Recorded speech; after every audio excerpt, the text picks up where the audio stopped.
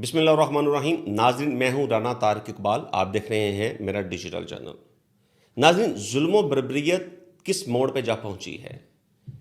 خون کے رشتوں پہ الجھی ایسی داستان جرم جو کسی غیر نے نہیں بلکہ اپنوں نے ہی تحریر کر دی ہو۔ ضلع شیخوپورہ، تحصیل فروزوالا، تھانہ فیکٹری ایریا کا علاقہ کوٹ پنڈی داس۔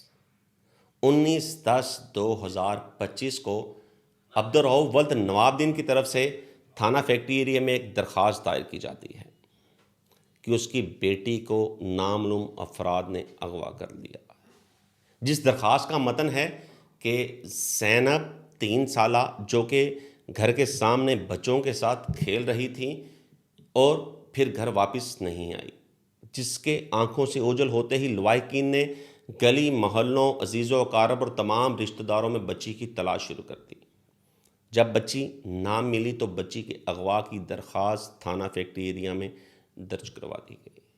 پولیس نے فوری اس درخواست پر عمل کرتے ہوئے سب سے پہلے مقدمہ 7287/25 بجرم 363 پہ درج کیا اور بچی کی تلاش شروع کر دی، بلکہ ڈی ایس پی فروزوالا نواز سیال اور ایس ایچ او تھانہ فیکٹری ایریا میاں طاہر نے اس بچی کی تلاش کے لیے ایک ٹیم تشکیل دی جو کوٹ پنڈی داس میں جا کر اس بچی کی تلاش کرنے لگی۔ 4 بیٹوں کے بعد اکلوتی بیٹی کے اغوا ہونے پر لواحقین غم سے نڈھال تھے، جبکہ پولیس کی مدد کرنے کے لیے اس بچی کا تایا عمر فاروق پولیس کی مدد کر رہا تھا۔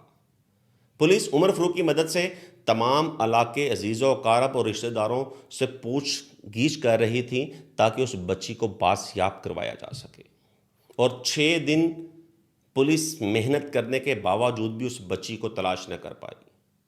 بالآخر ڈی ایس پی فروزوالا کا تمام شک اس کے تایا عمر فاروق کی طرف گیا۔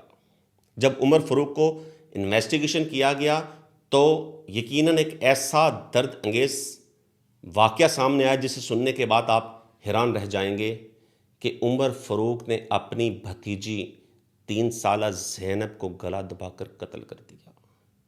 یہ جرم قبول کرنا تھا کہ پولیس بھاری نفری لے کے ملزم کو بچی کی تلاش پر نکل پڑی۔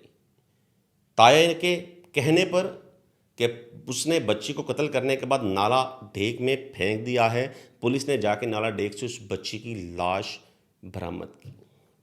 لواحقین کی جب بچی کی لاش ملی تو گھر پر قیامت برپا ہو گئی، کیونکہ اعتماد، یقین اور بھروسے کے قتل کے ساتھ ساتھ ان کی ایک اقلیتی بیٹی کی لاش ان کے سامنے پڑی تھی، جسے مارنے والا کوئی اور نہیں بلکہ اس کا اپنا حقیقی بھائی تھا۔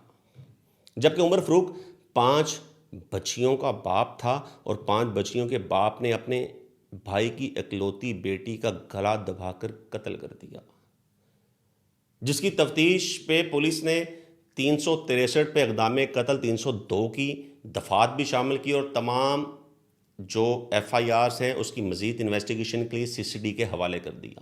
سی سی ڈی نے ملزم عمر فاروق کو اپنے گرفت میں لے لیا ہے اور مزید انویسٹیگیشن جاری ہے۔